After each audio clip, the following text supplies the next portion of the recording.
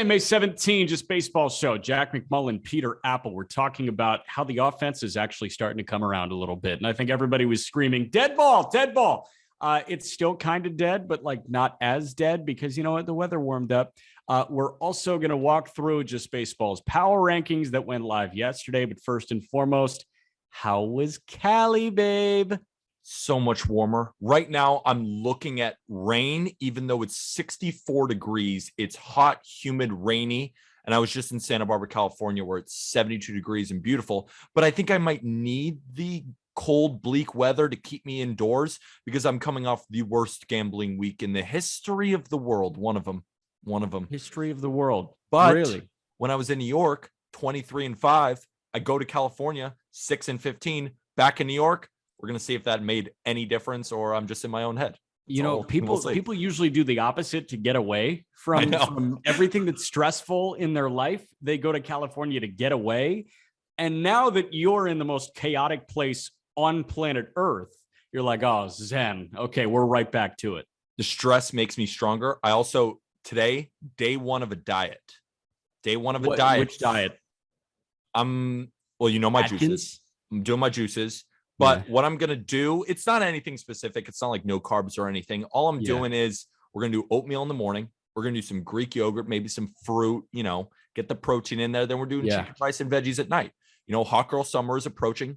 Hot Peter summer is approaching. Not, my name is Peter, but not in that way, but just, as a guy. Okay. As a guy. Keep going. No, I'm going to keep going.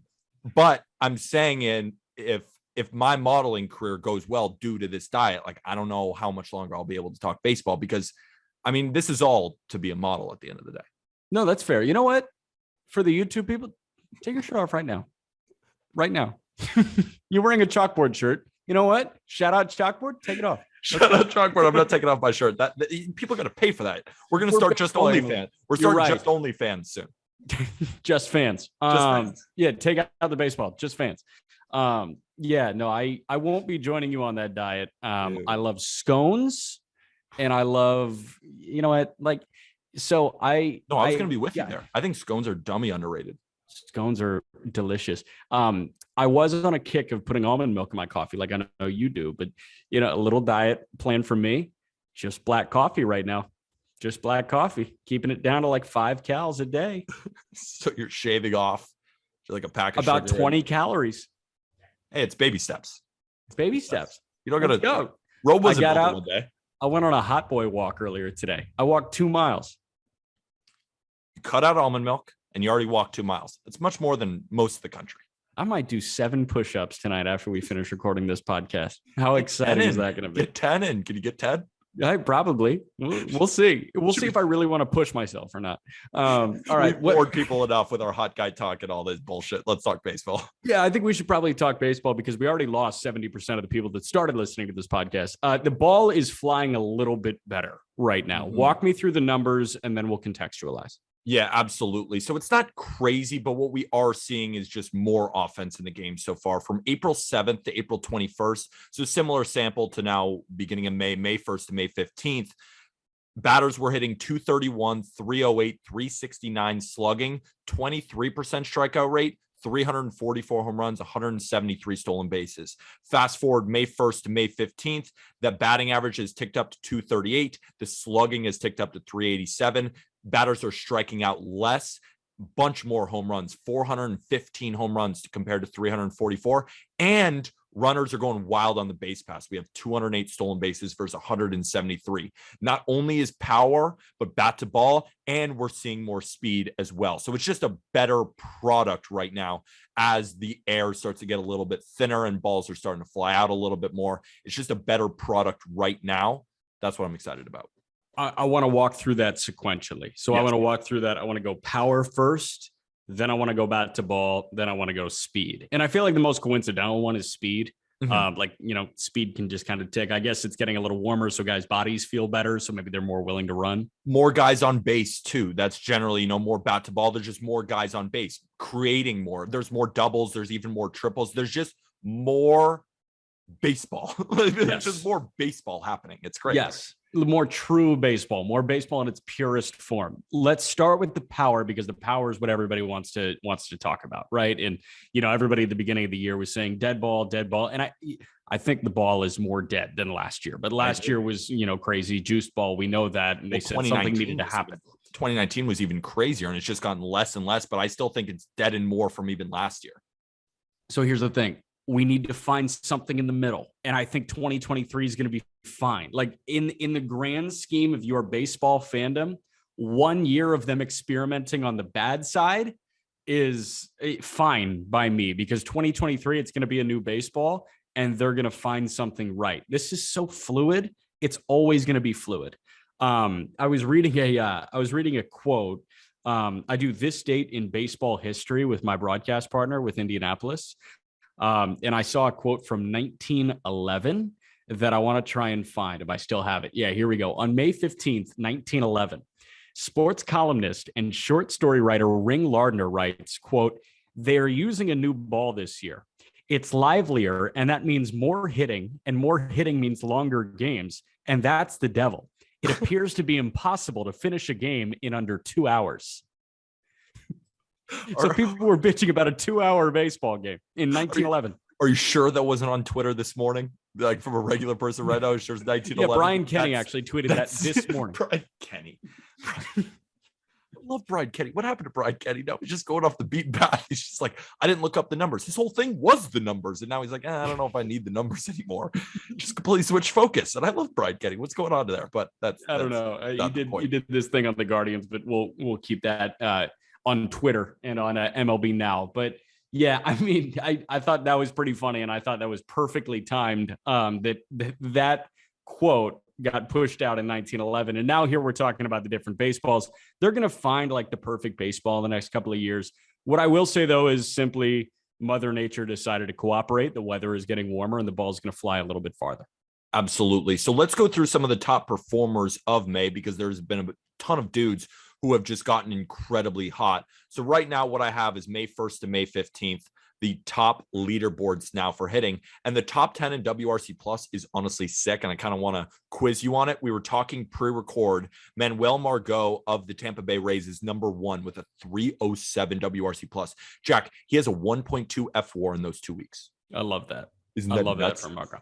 Jake Graziano wrote something up on justbaseball.com about Manny Margot, and that Eric Neander was perfect in his timing of signing Manuel Margot. That guy just works 5 steps ahead than everybody else. The great thing about Margot is even when he's not hitting, he's still going to be valuable. I mean, he's an elite defender. Exactly. He's an elite defender. And if you're telling me he's hitting like that, you're telling me he's slashing 486, 525 with an 838 slugging. Yeah. I mean, that'll play. Yeah, and then Josh Naylor is number 2, only striking out 9.7% of the time. He's got a 264 WRC plus, and he's hitting 407. 407 Jack, for Josh Naylor. Precursor. A lot of those numbers were pumped up in the last 4 innings of Guardians White Sox that one day last week. His WRC plus in that White Sox game was 58 billion.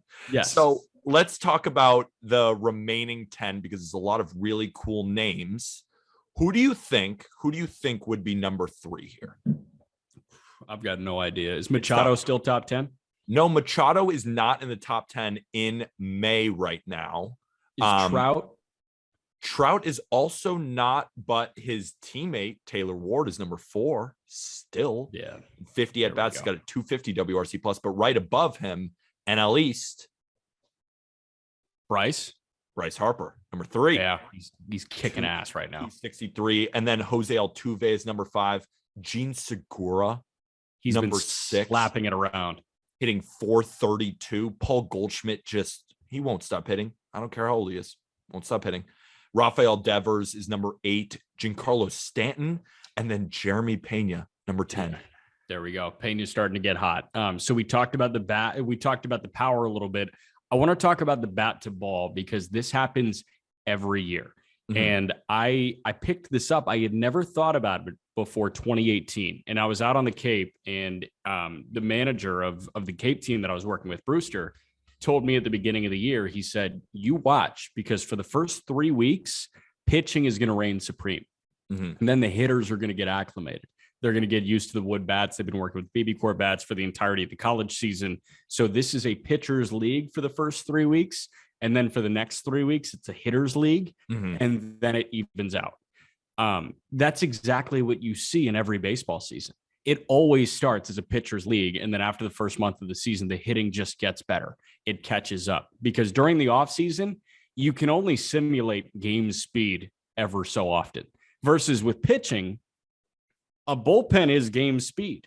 Yeah. You just throw game speed. You're ready to rock on opening day as a pitcher. You're not ready to rock on opening day as a position player. It's funny. I was actually completely wrong on that. I thought that specifically this year, due to the lockout, that we were going to see offense come out early. I thought that Rob Manfred would put in a conspiracy ball and we just get a crazy amount of offense in trying to get people back into the game. But we actually saw the complete opposite because I thought pitchers wouldn't have enough time to get ready, that they'd come in a little bit rusty, while hitters would be able to reap the benefits with this conspiracy ball. But the opposite happened.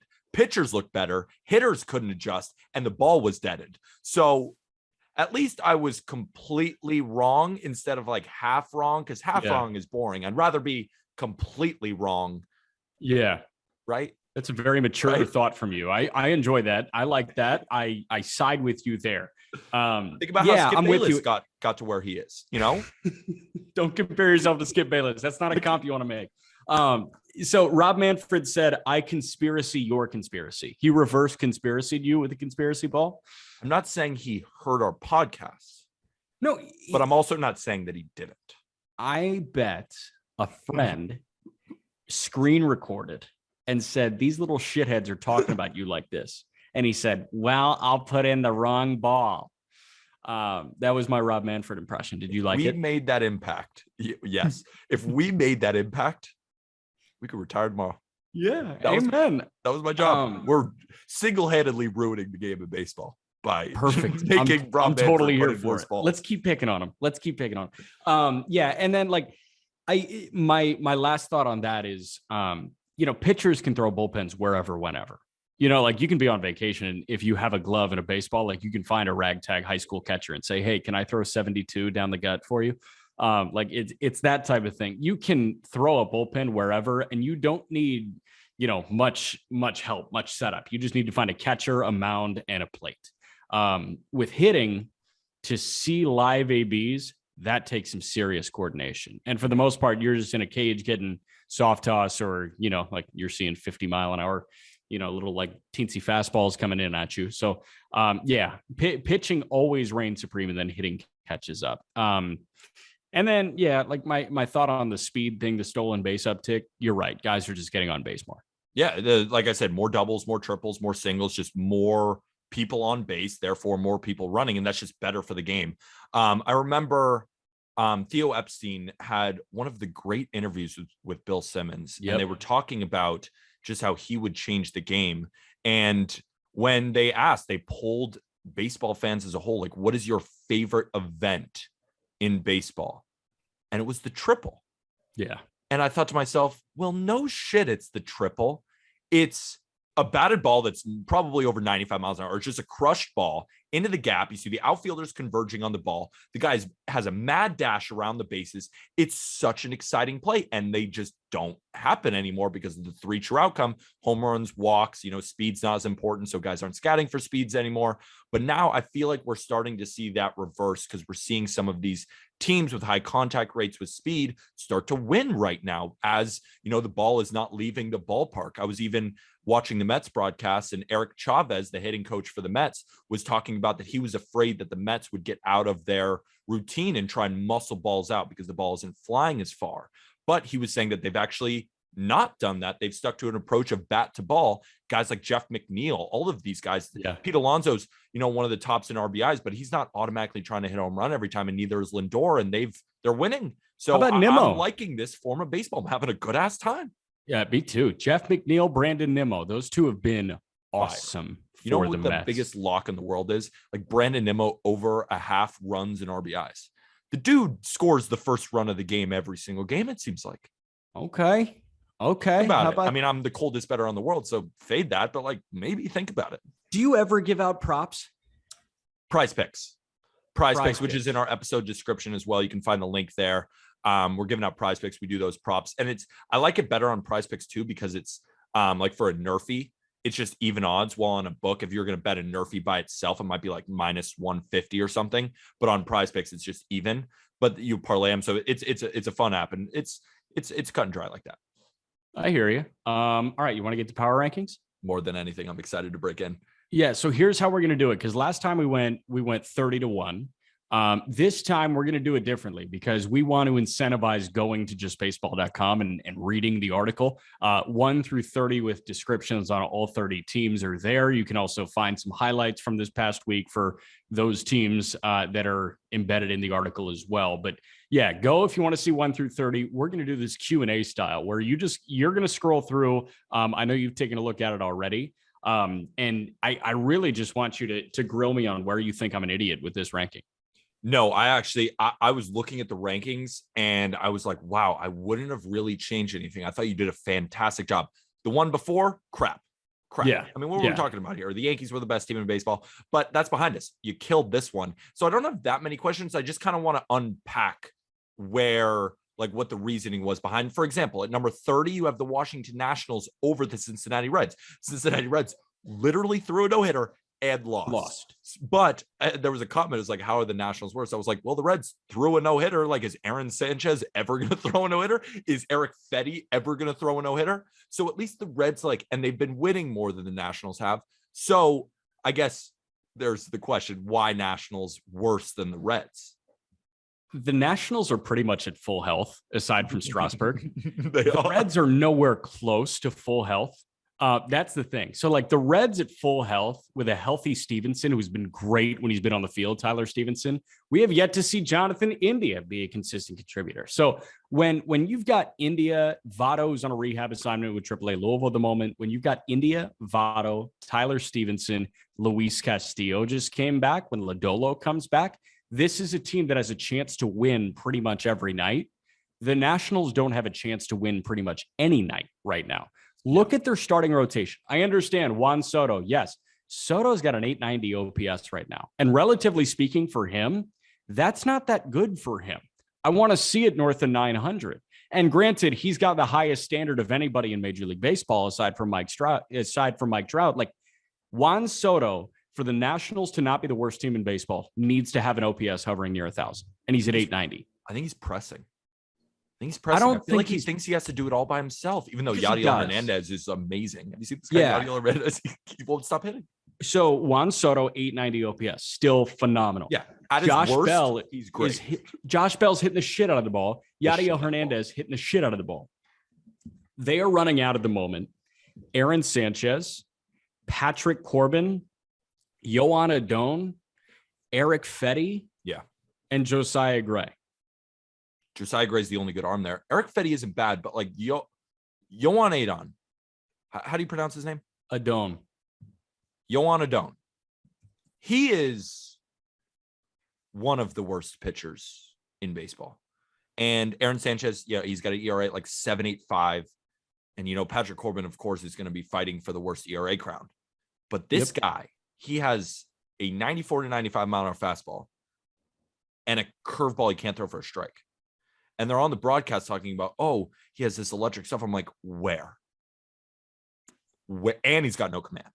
And this is a guy they're rolling out every fifth day and then proceeding to go Aaron Sanchez the next day with his 7.85 ERA. And then you roll out 5.66 ERA Patrick. You just keep rolling out these guys who are just getting pelted. So they win games 9-7 or they lose 7-3 when they don't hit.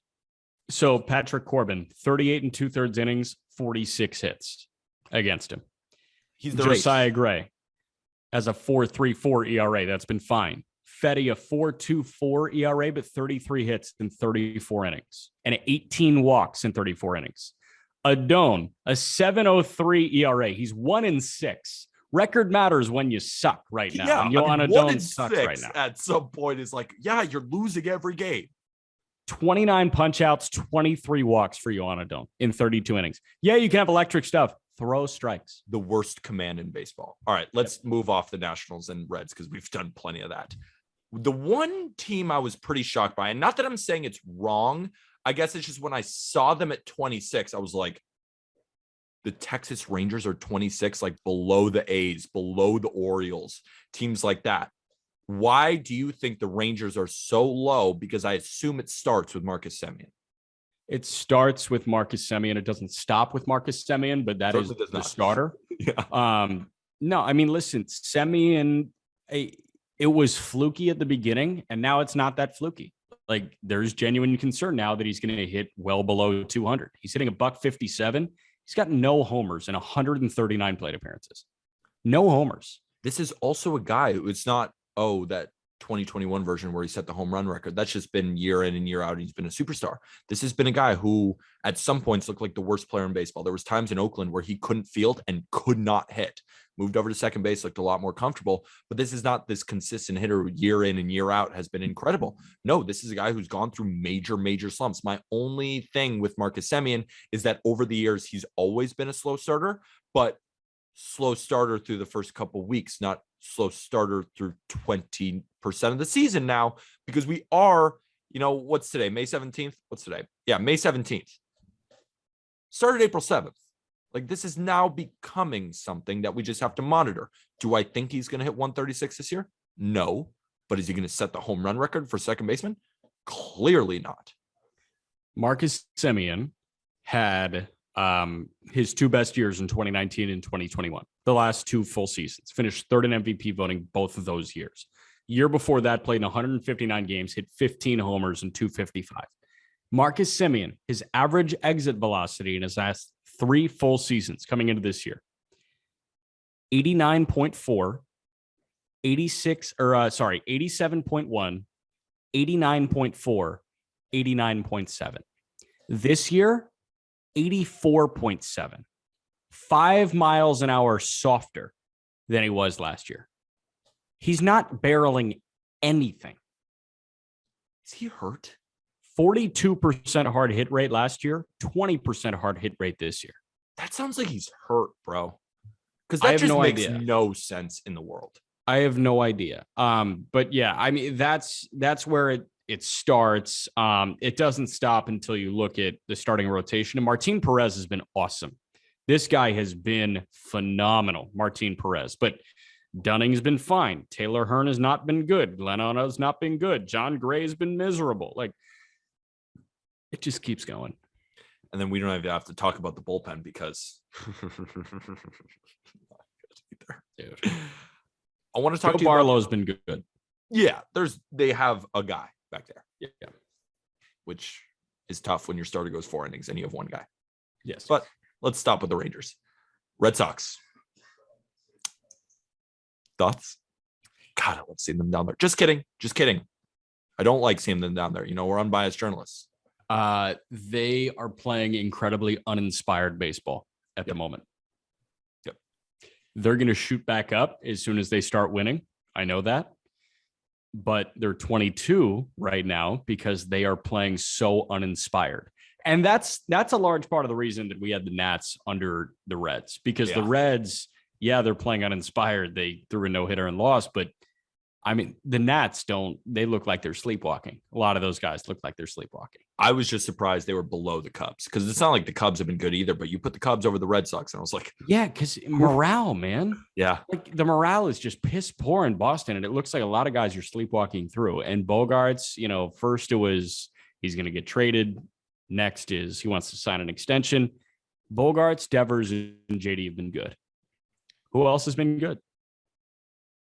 I don't have any answers for you. Michael Wacha, but he's hurt.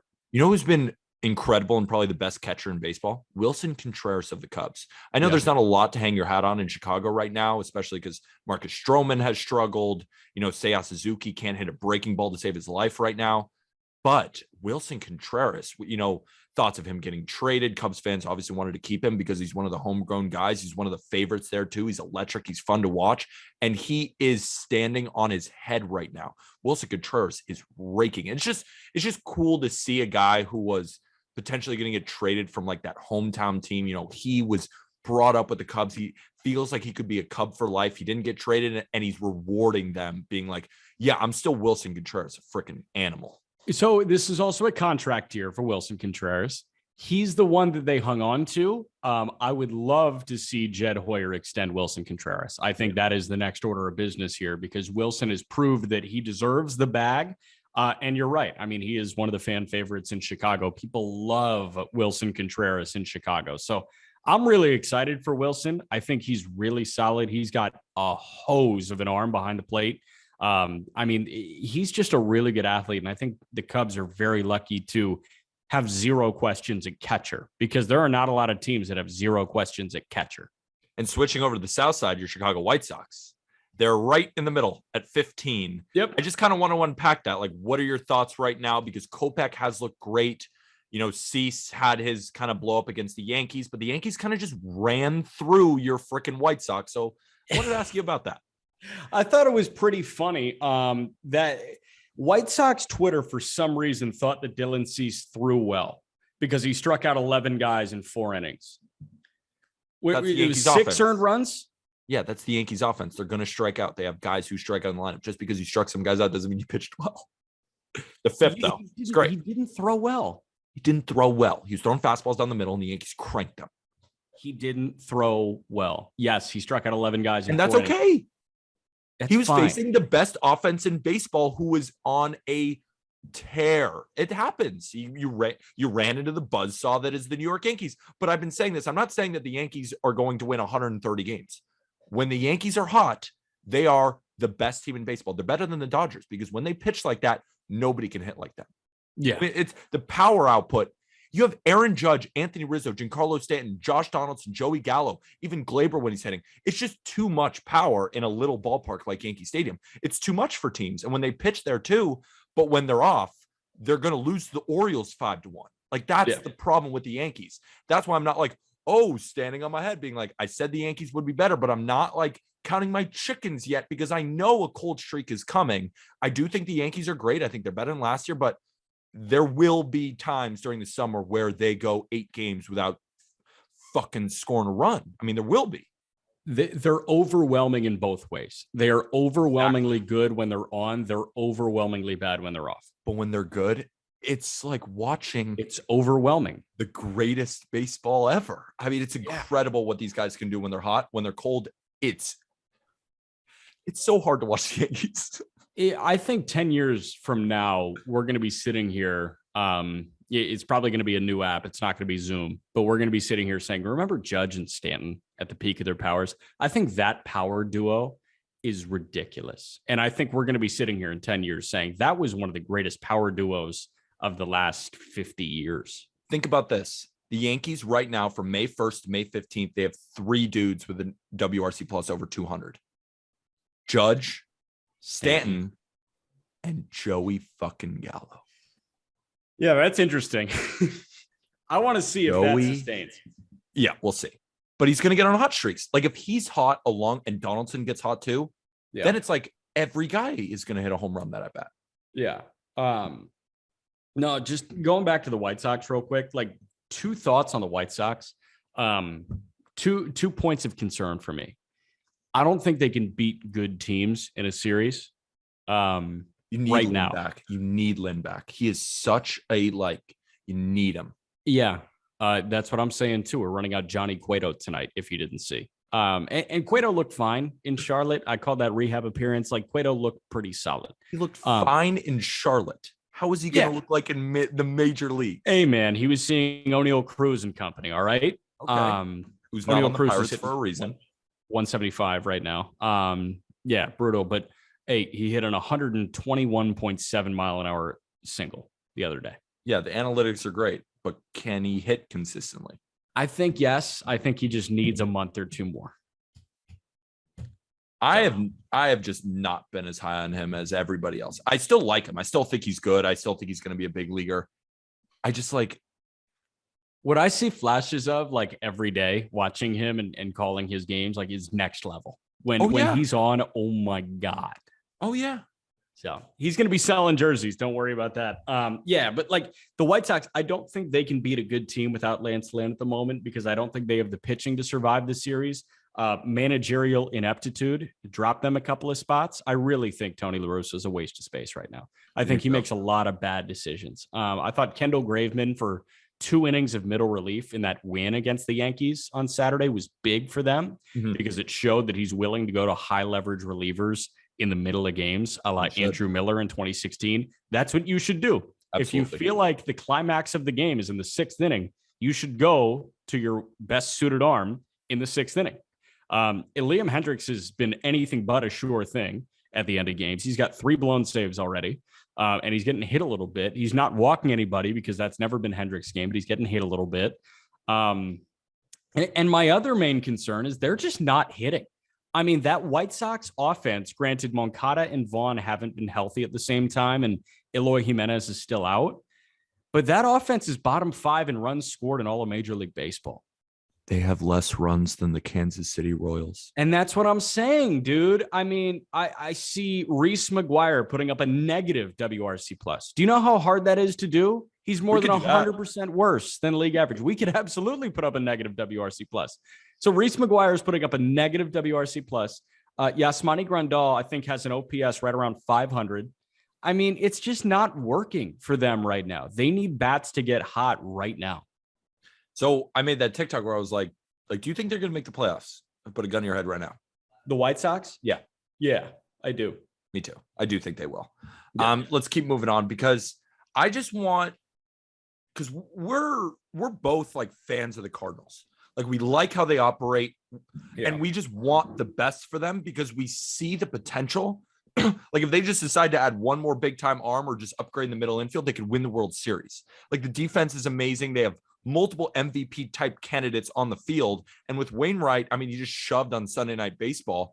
And the fact that Miles Michaelis is standing on his head too, they're like one arm away and a shortstop away from winning a World Series. But you currently have them at 12 and Nolan Arenado has subsided a little bit. I just kind of wanted to feel or to ask your feel right now on the St. Louis Cardinals because they've been so polarizing, right? They just beat the shit out of Rodon, but then they'll lose the game before against some nobody. They're just, they're so inconsistent, but when they're on, they're amazing. What Aram and I were saying on yesterday's show was they've got the perfect blend of young talent, current prime stars, and guys on the way out. So you've got the veteran presence in Waino, Yadi, Pujols. You've got the now stars that are 30 to 33 years old in Arenado and Goldschmidt. And then you've got the younger guys, O'Neill, who's struggling big time. Tommy Edman, though, he's somewhere in between young and, you know, like getting to that Arenado Goldschmidt area. I love Edman. I love Tommy Edman. Me too.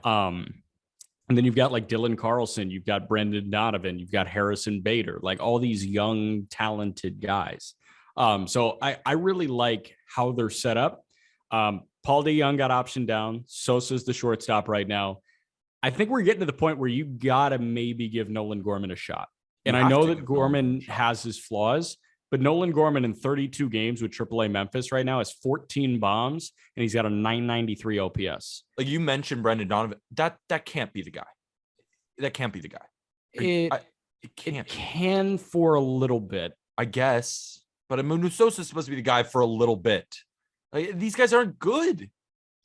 They're fine. But you have to upgrade. I'm saying if you want to win a World Series, you have to the Cardinals to a higher standard. Like, sorry, I just am. So it's like, when I'm saying like, oh, he might be okay on another team, and I might say differently. I believe in the Cardinals. You deserve better, and you should be talked about more highly. So I'm not going to give into this Brendan Donovan. Like maybe I saw him. Like he's fine, Jack. He's like, and Munoz Sosa. Like these guys are just like, all right, they're not that good. If you have to ship off one of your 3 best prospects for Xander Bogaerts or Frankie Montas, who do you do it? Bogaerts. For? Really, you think shortstop is more important than a marquee starting pitcher? Is Frankie Montas a marquee starting pitcher? Who's available that's a marquee starting pitcher? Luis Castillo. Okay, would you do it for Bogaerts or Luis Castillo? Luis Castillo. I really like Bogaerts. Bogaerts makes that offense maybe the best in baseball. Dude, let's go through the lineup for a second. It would be Yachty as the catcher, Goldschmidt at first, Edman at second, Bogaerts at short, Arenado at third, Tyler O'Neill in left, Bader in center, Dylan Carlson in right. And they can hide Bogaerts at short for his defense, like because the rest of those are all like the best defenders in baseball. That's crazy. Can I just say I'm disgusted by my recall right now? We spend way too much time watching baseball. If we can both do that as a knee-jerk reaction, Like easily. oh God, that hurt. Now try me with the Orioles. I'm not going to get very many people. Let's break into the top 10 because I was surprised to see the Brewers that low at 9. I'm not saying you're wrong because the Brewers do have their problems. I know they've been hitting a little bit better lately, but now Willy Adames is dealing with a little bit of an injury. He should be fine. I don't even think he's going to hit the IL, but he's currently like day to day right now. Yes. And Yelich is heating up. I was just they have one of the best records in baseball. So I was like, oh, 9 is a little low, but I was just curious why. I really like what Adames is doing, but Adames is hurt at the moment. Like you're saying, I think he misses a week. McCutcheon's on the 10-day IL at the moment. I think he misses a couple more weeks. Rowdy Tellez, I love. I don't know if what he's doing can sustain through the All-Star break. The one that I do place a lot of value in here is Christian Yelich. I think Yelich is actually getting hot, and I think Yelich can actually be a very solid contributor. I can tell you probably why you might have them at 9. How about the fact that Brennan Woodruff looks like shit? Bad. He looks bad. Just the command is just not what it was last year. Even all the stuff has ticked down. I mean, we're looking at a dude with a 5.35 ERA, and I even tailed him against the Marlins, and that ended up hitting. But it's like he's giving up 3 runs against the Marlins, who are like not supposed to hit him. Yeah. And I'm not saying the Marlins offense is bad. I'm just saying in those kind of matchups, that's where you're looking at a Brennan Woodruff bounce back start, and he's just not getting any bounce back starts. He's throwing slower than last year, less spin than last year. The command is worse than last year. I mean, look at the heat map, Jack. His fastball is right down the middle. Yeah. No, it's not that good. I tell you what, I'm fascinated by this game tonight, and we're recording before the night slate on Monday. I'm very intrigued by Ian Anderson and Freddie Peralta. That's in a Milwaukee. Big telling game. I Right. feel it too. Isn't that game just going to be telling of something? Because Anderson's got a 4.2 ERA, Freddie at 4.4. I think they're both better than 4.2 and 4.4. But who's going to win that one? Like, I think this could be a 2-1 game. It could also be a 10-8 game. I know. I was going to bet it too. And I was like, I be honest with yourself, Peter. You have no idea what's going to happen here. I also just kind of want to watch. Like, I kind of just want to watch it. I want to watch it with no bias, just look and just be like, wow, this is what's happening in the game right now. I want to talk about the Blue Jays for a second. Uh-huh. They're at 8. Yes. They're still in the top 10. They are. Should they be? That's for you to decide. I said for me, yes. if I was making these right now, I would say no. Yeah. Not that they won't be top 10 moving forward. And I know that's how you kind of base it too. But at the end of the day, they cannot hit with the runners in scoring position. Bo Bichette does not look the same. Teoscar Hernandez has been on the shelf, and I know he's obviously amazing. Lourdes Gurriel has not been the exact same player. And outside of Manoah and Gausman, and Manoah just lost, and Gausman just lost to the Rays too. Yeah. You know, it's interesting. Yeah. So again, the way that I kind of look at putting these rankings together is if the season were to end right now, you've got, the vibes, you've got the morality of each team, right? Like that. I think the Nationals are the team that are sleepwalking through this season the most at this moment. So if all 30 teams were placed into a winner take all pool play type thing to start the postseason on Monday, May 16th at 5:53 p.m., I think the Nationals are bounced first. And I think that the Blue Jays have the 8th best shot to win it. I think they're so freaking talented. So talented, crazy talented, but so talented. I do have worries about the bullpen because if Jordan Romano is not on, I mean, they have guys who are good. I mean, Simber's good. They do have serviceable bullpen guys back there. But I got to say, as a Yankee fan, like we faced the Rays versus facing the Blue Jays, there is a clear difference in that bullpen, And the Rays showed it. They're starting Jeffrey Springs like they're starting openers and beating Manoah and Gausman. So what I will say is when you get to the bullpen, you are more scared of the Rays than the Blue Jays. But before the game starts, who are you more scared of? Oh, you're asking me about the offense? I'm asking you about the offense and the starting pitching, right? You see the name as the Rays, as the listed starter. The Rays? I'm more scared of the Rays. I just disagree with you. You ranked the Rays above. You disagree with yourself? No, I think the Rays are riding a hotter wave right now. I think the Rays are in a better headspace, but I think if I were to just like look at it plainly, like start from scratch, look at the lineup, look at the starting pitching matchup 5 minutes before first pitch, I'm more scared of the Blue Jays than I am the Rays. Here's my thinking. The Rays have been on a hot streak, but they haven't been playing their best baseball all season. And the Blue Jays haven't gone on a hot streak. They haven't been playing their best baseball all season. So with all those things considered, the Rays are like 4 games better than the Blue Jays. So when they're both playing their middling baseball, the Rays are a better team. When the Blue Jays are hot, they're going to be impossible to beat because it's similar to the Yankees. They're going to have all those big bats and Bichette and Gurriel and Matt Chapman and Vladdy. I mean, I could go on for ages. They're going to get hot, but that's the thing. The Blue Jays can be a bit polarizing because if they can't lock it down in the later innings, and then you move past Manoah and Gosman and you get to the Ryus and the Kikuchis, and Kikuchi's actually pitched pretty well, which I'm kind of surprised about. But Barrios is stunk. Barrios is stunk. So I'm just saying the Blue Jays have to be playing at their best baseball. And I think the Rays at their 80th percentile is better than the Blue Jays at their 80th percentile. Yeah. All right. Okay. You know what, You know what I I'm saying really there? need to see? Yeah, I do. If the Yankees win the AL East, though, what I really need to see is a 3-game set between the Rays and the Blue Jays. So I know he hasn't thrown yet, but Shane Baz against Alek Manoah game 2. Game 1 would be Gosman and McClanahan, and game 3 would be Rasmussen and Barrios. who do you think's winning that? What? Who do you think's winning that? God, I mean, I would be tuned into every pitch. The Rays Gosman and McClanahan? the Rays sweep that series. No, they don't. No, They're they gonna- don't. Do you know the Rays are at their best against really good right-handers? That's what they are. That's what the Rays do. It doesn't make sense. They're gonna go get shut out by Reed Detmers, and then they're gonna beat Kevin Gosman. No, they're going to That's get no hit by Reed Yeah, they're gonna Detmers. get Put no some hit by Reed- respect on his name. That's how that's what they are, dude. I mean, I've been watching this team now since I was 4. I mean, it's been mostly in the past. You were watching the Tampa Bay Devil Rays with Rocco I was Baldelli. watching Scott Kazmir and Carl Crawford in the days. Yeah, but no, exactly. I'm saying in the last 5 years, this is what the team is. They are destroyers of when you think you got them. They play up to their competition, but that's the problem with the Rays. They also play down to their competition. But in that type of series, McClanahan, he could win. And then you move forward with Boz. I'm maybe not sweet, maybe that's too much, but I just don't sleep on the Rays. Don't sleep on them. They're gonna fucking do it again. We'll see, man. Okay. And last question I really want, because we talked about the Yankees and you do have a number 1 team, but I want to switch to the Astros because the Astros overtook the Mets. And I just kind of want to unpack that a little bit because I totally agree with the ranking. So I don't really have any qualms with it. I more just want to hear your reasoning behind putting the Astros in front of the Mets because I totally agree. So my appointment television is very fluid. Like It is very fluid. McClanahan through the first month of the season, McClanahan was the guy that I made appointment television.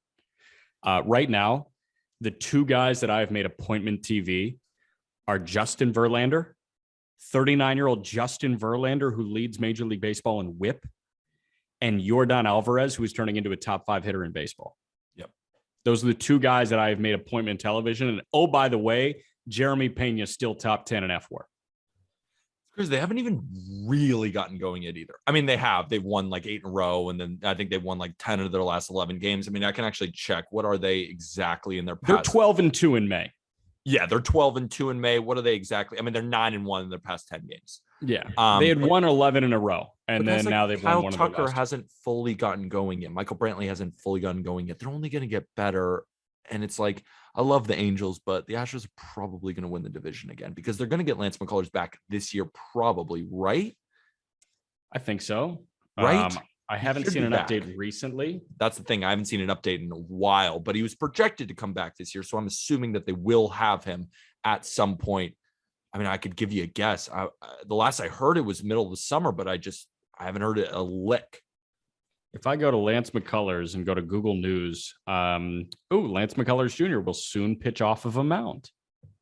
1 week ago. So the summer makes sense. Ramping up throwing program midsummer.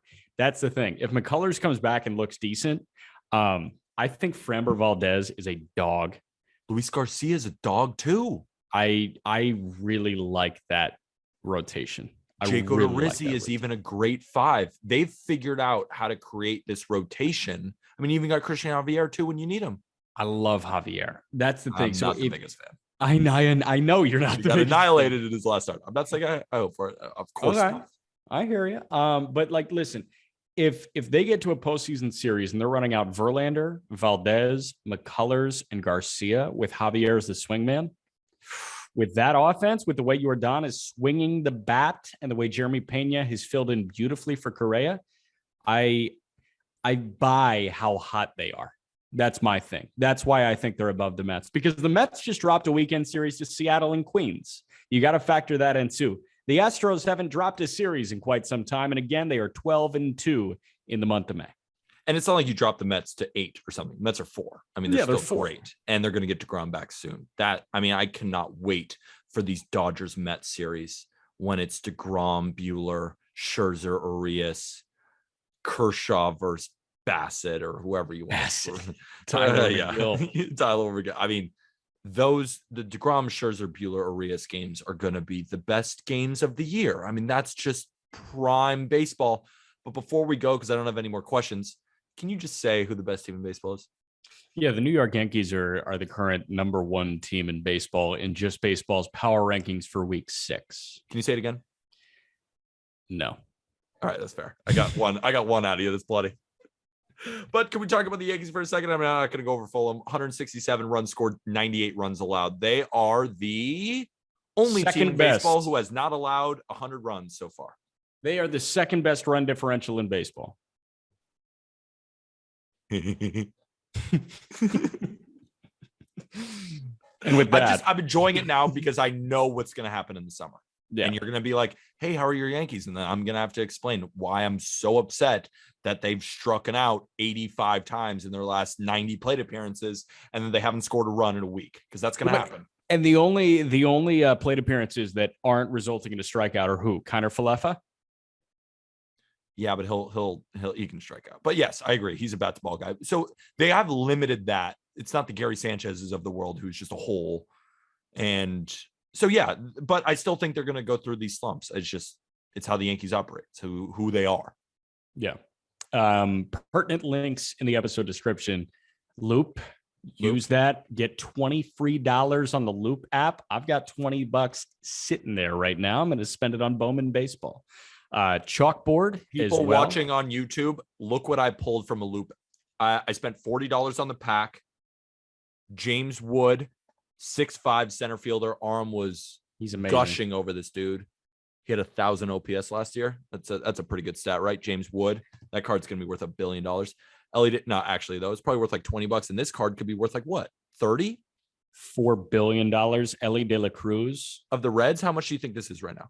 Right now, probably 25, 30. That's the thing is I spent $40 on this pack, and these 2 cards alone are worth more than $40. And then I got all these cards too in that same pack.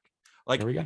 And then $20 free. You just download it and you can use the pack. If you get anything great, if not, whatever. I mean, it's just 20 free bucks. Like I would download it if I hate baseball cards. Like 20 free bucks. We've also got our guys on Loop as well. Kendall McKee and T Wright. Wildcards Trading is now an official Loop broker. So go rip from Wildcards Trading on Loop. Absolutely. And join our Chalkboard baseball group chat. That's in the episode description. That's the name of the group chat. It's called Chalkboard, the app. If you use our link, you can get right into our baseball group chat. And all we do is just talk baseball in it every day. We talk college, talk minor leagues, MLB, betting, literally everything. And it's free. You don't got to pay anything. We just talk baseball all day. If you're down, I'm down. You down? I'm down. I'm down. Boom. Just baseball merch. Check out the call up. Check out State of the Division. What about my podcast? Spring? Gambling Advice. Oh, not Gambling Advice. If you're into fantasy baseball and betting, Colby and I are still humming over there too. I don't think an arm tomorrow for the people. Arm and I tomorrow. And with that, thank you, everybody.